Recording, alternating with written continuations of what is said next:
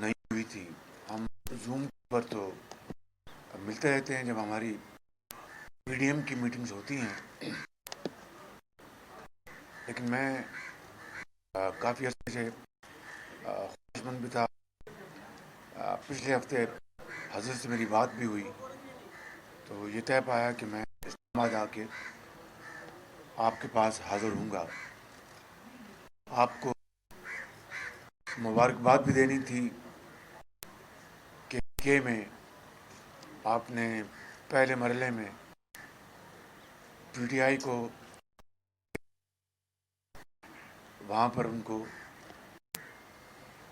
غریب اور غربت سے مرے لوگوں کو دیکھنے کا موقع ملے، شعور آئے. آج اس کے علاوہ ہماری بھی گفتگو ہوئی اور ہم نے فیصلہ کیا ہے کہ پی ڈی آئی جس میں یقیناً 23 مارچ جو پی ڈی ایم نے اعلان کر رکھا ہے مہنگائی مارچ جو تنظیمی امور ہیں اس کے بارے میں گفتگو ہوئی. پھر باقی جو ملک کی حال ہے اس کے اوپر بھی ہو جو ظالمان اور منی بجٹ کے حوالے سے جو ایک نیا طوفان آنے والا ہے مہنگائی کا اور غریب آدمی کو بے حال کرنے کا، اس کے اوپر بھی ہماری گفتگو ہوئی ہے کہ ہم ایوان کے اندر متحدہ اپوزیشن مل کر انشاءاللہ اس کا حد المقدور اس کا مقابلہ کرے گی. پاکستان اس وقت کہتے ہیں کہ مشکل ترین دور سے گزر رہا ہے، لیکن اس بار یقیناً 74 سال میں پاکستان اپنے مشکل ترین دور سے گزر رہا ہے. چاہے وہ ہمارے معاشی چیلنجز ہیں، چاہے ہمارے خارجی مسائل ہیں، چاہے ہماری فورن ڈپلومیسی ہے اور گورننس کے جو ایشوز ہیں. میں نے کل کہا، میں آج پھر اس بات کا اعادہ کرنا چاہتا ہوں at the first force at my command کہ میں نے 74 سال میں اس سے زیادہ پی ٹی آئی سے زیادہ لاغر، نالائق، انکمپٹنٹ اور کرپٹ حکومت نہیں دیکھی جس نے پاکستان کے 22 کروڑ عوام کو اس وقت تباہ حال کر دیا ہے. اور یہ وقت آ گیا ہے کہ تمام آئینی، قانونی اور سیاسی جو ہتھیار ہیں اس کو استعمال کیا جائے. آپ کا بہت شکریہ. اب حضرت گفتگو فرمائیں گے.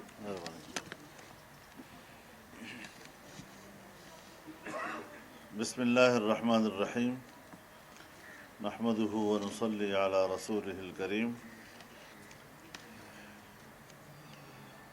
ہمارے نہایت قابل احترام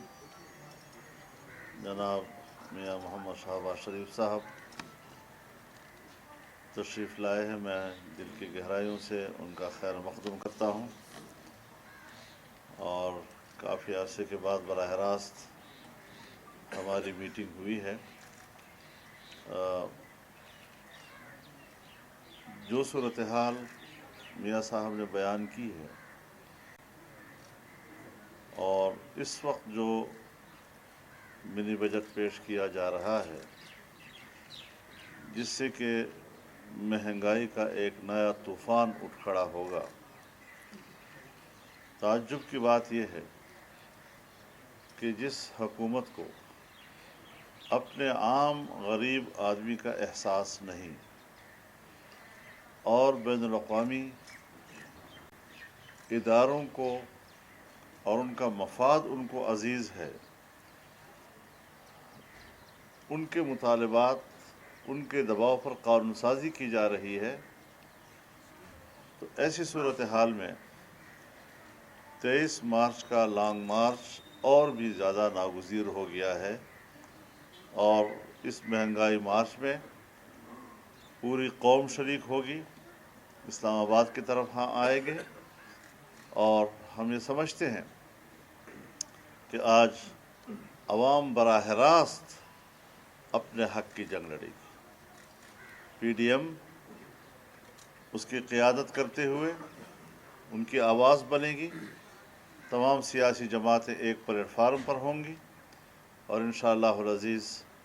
یہ پاکستان کی تاریخ کا بڑا ایک انقلابی قدم ہوگا جو 23 مارچ کو پورے ملک کی سطح پر اٹھایا جائے گا۔ اس کے ساتھ ہی میں ایک دوسری بات بھی عرض کرنا چاہتا ہوں۔ جناب میاں نواز شریف صاحب کی حکومت میں موٹر ویز کا جال بچھایا گیا،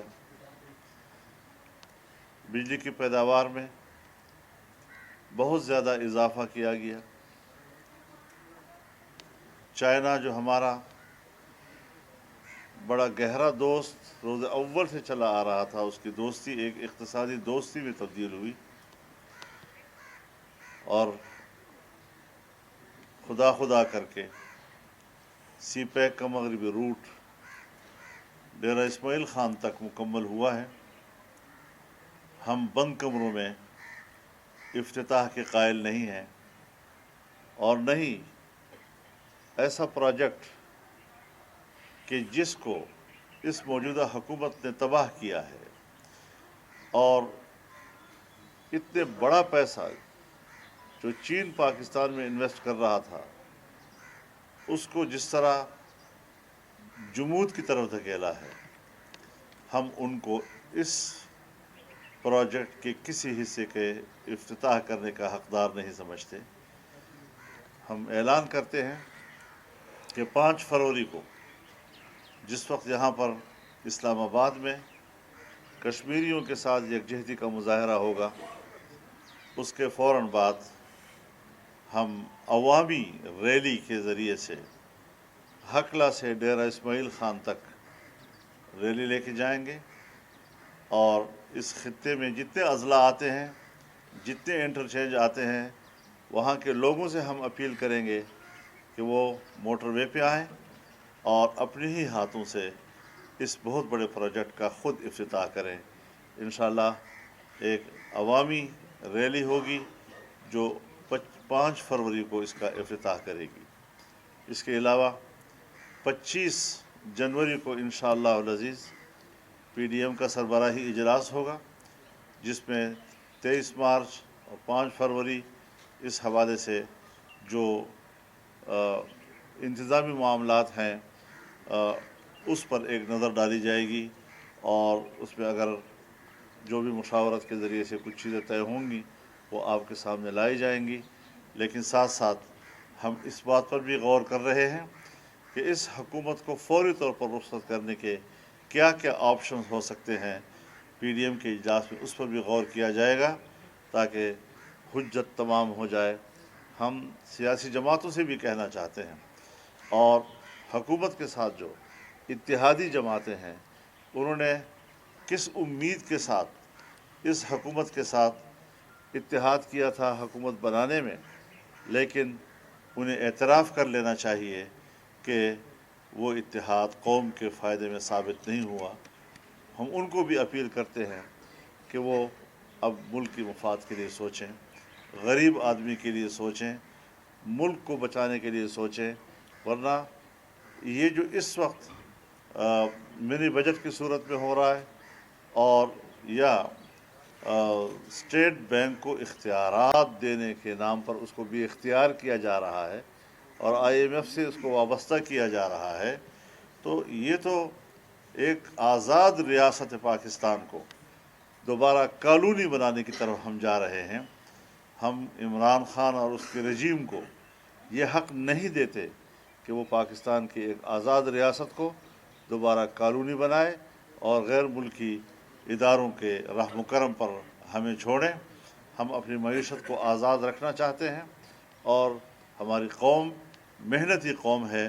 وہ ملک کی معیشت کی بہتری میں ایک بہت بڑا کردار ادا کر سکتی ہے، لیکن قیادت جو ہے وہ بھی اس کی اہل ہو کہ وہ عوام کی امنگوں پر پورا اتر سکے۔ میں इन 2-3 बातों के साथ एक बार फिर जनाब मियां शहबाज शरीफ साहब का शुक्रिया अदा करता हूँ और इंशाअल्लाह अगले इक़दामात जब होंगे आपको मियां साहब ये बताएं कि आपने जैसे आईनी और कानूनी हैसियत की बात की है, तहरीक आज़म एतमाद ला रहे हैं आप मियां साहब, तहरीक आज़म एतमाद के हवाले से बात हुई है, आपकी क्या कहेंगे? जी बिल्कुल, हज़रत से इसके ऊपर बात हुई है और यही तय पाया है कि PDM का जो अगला सरबराह इजलास होगा उसमें ये बतौर एजेंडा आइटम होगी बात और उसके ऊपर भरपूर मुशावरत के बाद फैसला दिया जाएगा इंशाअल्लाह। मौलाना साहब ये फरमाइएगा, आपने ऑप्शंस की बात की हुकूमत को घर भेजने के हवाले से, क्या आपको उम्मीद है कि जिस तरह खैबर पख्तूनख्वा में वो न्यूट्रल रहे हैं, इन ऑप्शंस के इस्तेमाल के दौरान वो न्यूट्रल रहेंगे और आप कामयाब हो सकेंगे? मेरे ख्याल में इस हकीकत को तस्लीम किया जाना चाहिए कि जिन इदारों से हमें शिकायत थी कि उनकी मुदाखलत से 2018 का इलेक्शन कबूल नहीं किया जा सका और जहां एक नालायक और नाजायज़ हुकूमत को तस्लीम न करने की बात हो रही थी, वहां इदारे भी तनकीद की ज़द में आ रहे थे, जो मुल्क की सियासत के लिए कोई अच्छी अलामत नहीं है। आज जब KP में बल्दियाती इलेक्शन का पहला मरहला हुआ और हमने देखा कि कोई इदारा जो है वो इलेक्शन के पोलिंग स्टेशंस पर या गिनती के दौरान नज़र नहीं आया, तो फिर आपने देखा कि उसके नताइज फिर क्या सामने आए हैं। तो हम आइंदा भी यही तवक्को रखते हैं, इदारे की जो इज़्ज़त है वो उनके अपने आईनी दायरे कार के अंदर रहते हुए किरदार अदा करने में है और हम यही उनसे तवक्को रखते हैं और आइंदा भी आम इंतखाबात में इंशाअल्लाह यही रिवायत अगर मुस्तहकम हो गई और बरकरार रही तो आप देखेंगे कि मुल्क के सियासत के और इंतखाबात के नताइज क्या होंगे। मौलाना साहब ये बताइएगा कि इलेक्शन कमीशन ने दूसरे मरले के इंतखाबात में फौज को तलब कर लिया, आपने कहा गिनती में वो नहीं थे तो कोई असर अंदाज नहीं हुआ, अब क्या उम्मीद है आपको? मेरे ख्याल में वो जो फ़ौज को तलब करने वाली बात है हम मुस्तरद करते हैं। इलेक्शन कमीशन ग़ुलाम मत बने, वो आज़ादाना इलेक्शन की ज़िम्मेदारी ले। इस वक्त भी वहाँ पर इंतज़ामी तब्दीलियाँ लाई जा रही हैं, डिप्टी कमिश्नर्स को तब्दील किया जा रहा है, प्रिजाइडिंग ऑफिसर को तब्दील किया जा रहा है, नए नए लोगों को एमरजेंसी में तैनात किया जा रहा है और तहसील लेवल पर असिस्टेंट कमिश्नर्स को, पुलिस के अफसरान को ये सारा इब्तिदा करना है कि अपनी मर्ज़ी के नताइज हासिल कर सकें। इसकी इजाज़त नहीं दी जाएगी और सख्त मुज़ाहमत की जाएगी। लिहाजा इलेक्शन कमीशन वो अपने आप को मुतनाज़ा मत बनाए। मुकम्मल अमन व अमान है और पूरे सूबे में इंतखाब हुआ और अमन व अमान के हवाले से मिसाली रहा है। इंशाअल्लाह ऐसी नौबत नहीं आएगी। आपका सबका बहुत बहुत शुक्रिया, बहुत मेहरबानी। बहुत शुक्रिया।